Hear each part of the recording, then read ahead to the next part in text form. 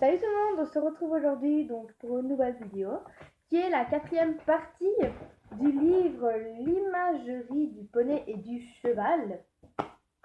Voilà, sur le thème les poneys, les chevaux et leurs cousins, tout simplement. Du coup, nous sommes arrivés à la page 30 et il reste 1, 2, ça va jusqu'à la 36. Du coup, voilà. Désolée pour mon chignon, mais j'ai très chaud étant donné qu'il fait très chaud. Voilà, donc je suis toujours habillée de la même façon sur le même jour. Hein. Donc, des cousins, les zèbres. Les chevaux, les ânes et les zèbres font partie de la même famille, même si les zèbres est particulièrement original, ils font partie de la même famille. Tous les zèbres sont rayés différemment. Dès qu'il naît, la mère entoure son petit pour qu'il ne voie que sa robe. Il devra savoir la reconnaître au milieu du troupeau, car elle ne l'appellera pas à cause des hyènes et des lions. À cause des hyènes et des lions. Voilà, du coup, quand un bébé zèbre naît, la maman l'entoure, l'entoure, pour que le bébé reconnaisse la robe de sa maman. Tout simplement. Parce que la maman ne va pas l'appeler, car si elle va l'appeler, les hyènes, les lions et tout ça vont savoir que la maman appelle un bébé. Du coup, ils vont aller s'attaquer au bébé et pour ne pas que la maman se fasse attaquer et perde son bébé dans la bataille, elle ne peut pas l'appeler.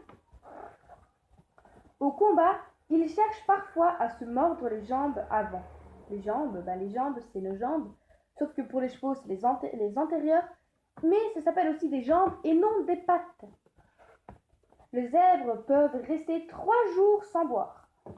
Nous, je ne sais pas si nous pouvons rester 3 jours sans boire. Les ânes. Il reste très peu d'ânes sauvages. Presque toujours, ce sont les hommes qui élèvent les ânes pour le plaisir, mais aussi pour les faire travailler. Voici papa âne et maman ânesse, et leur petit âne.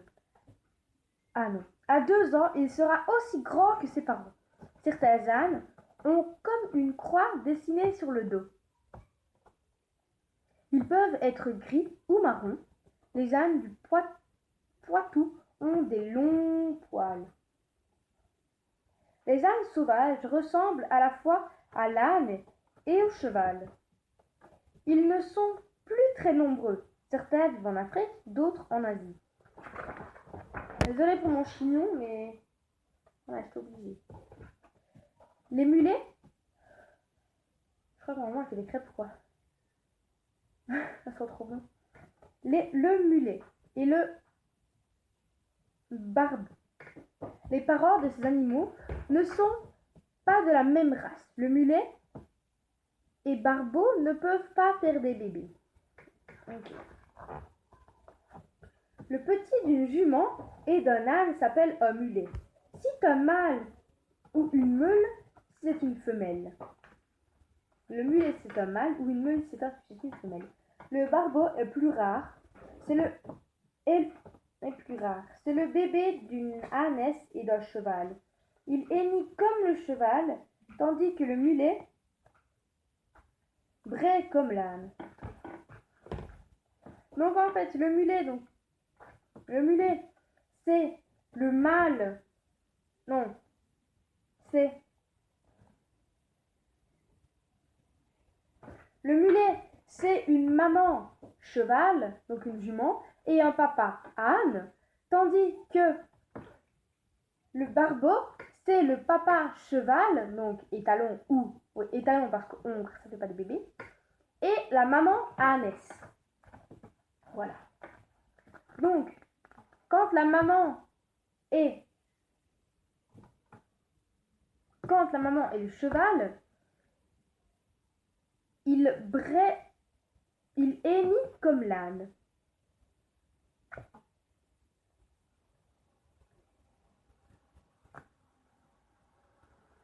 Donc, quand quand la maman est une jument et que le papa est un âne, il va braire comme l'âne, tandis que si le papa est un cheval et que la maman est un âne, il va hennir comme un cheval. Voilà, donc ça c'est...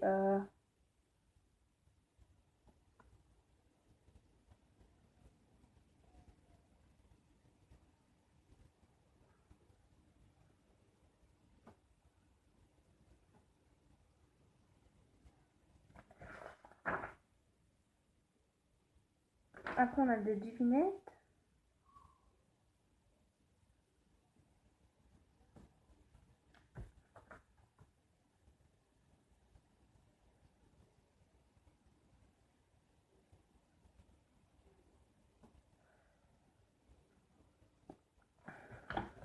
Donc ici c'est un petit jeu. Voilà, après chevaux de légende. Ouais, chevaux de légende, je regarde le temps. Voilà. Désolé pour la courte pause, j'ai été mangée. Donc on était chevaux de légende. Oh, désolé. Il y a des légendes et des vieilles histoires qui parlent de chevaux extraordinaires. Mais personne ne peut dire s'ils ont vraiment existé. Pégase. Avec ses grandes ailes blanches, Pégase est un cheval de rêve. La légende grecque précise qu'il courait plus vite que le vent. Il lui arriva plusieurs aventures, mais un jour il s'envola très loin dans le ciel après s'être fait piquer par un insecte géant.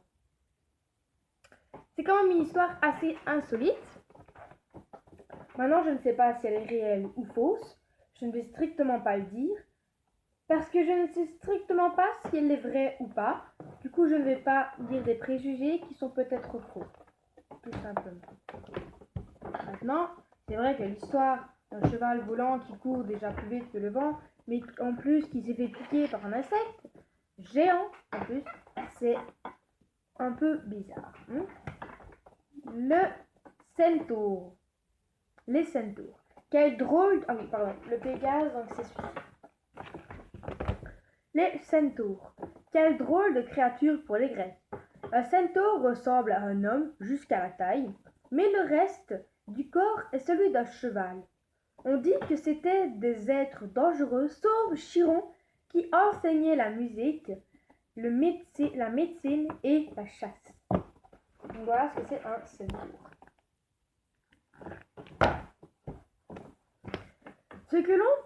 Ce sont peut-être les hommes qui les ont imaginés. En voici quelques-uns très célèbres et très étranges. La licorne. La licorne. Qu'est-ce que j'aime les licornes. Qui n'aime pas les licornes? La merveilleuse licorne était une sorte de cheval avec une corde torsadée sur le front. Il paraît que ses sabots étaient en or. Elle n'obéissait qu'à une jeune fille et disparaissait aux yeux des méchants. C'est quand même bizarre. Hein. Maintenant, ok, voici la licorne. On voit bien sa corne. Elle est ici. Et là, voilà, on voit ses sabots qui sont un peu de couleur dorée. Hein. Le cheval de Troie. Alors, le cheval de Troie, je crois que tout le monde le connaît. Hein.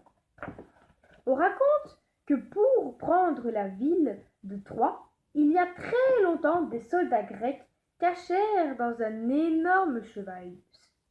Se cachèrent dans un énorme cheval de bois. Par curiosité, les habitants le firent entrer dans la ville durant la nuit. Les soldats le firent entrer dans la ville. Durant la nuit, les soldats sortirent du cheval et envahirent la cité. Donc c'est une très très bonne idée. Maintenant, j'imagine que ça a dû quand même prendre beaucoup de temps, le cheval de Troie. Maintenant, voilà, est-ce que c'est réel ou faux? En tout cas, je ne sais pas, mais en tout cas, c'est très célèbre à l'école. La dernière page, jeu des différences. Oh non, c'est un jeu. La dernière page est encore un jeu. Du coup, voilà. On se retrouve pour la prochaine partie qui est chez un éleveur, tout simplement. Du coup, bon, et bien, du coup, coup, ben, cette partie-ci est finie. Donc, la partie de les poneys, les chevaux et leurs cousins. Donc, cette partie-ci est finie. J'espère que cette partie vous aura plu. Si vous voulez, n'hésitez pas à vous abonner à ma chaîne, bien sûr, hein, c'est gratuit. Pour actionner la petite cloche là, ça vous fera avoir d'autres vidéos. Mettez un pouce bleu, n'hésitez pas à mettre des commentaires sur des prochaines vidéos, sur des questions et tout le tralala. Donc désolée, je viens de retrouver un nouveau manège que je dois aller essayer, visiter et tout ça. Et si il me convient, ben j'essaierai de vous faire une petite vidéo sur mon manège. Maintenant je suis pas sûre que je pourrais, mais je vais quand même essayer de vous faire une petite vidéo sur mon manège. Donc bye.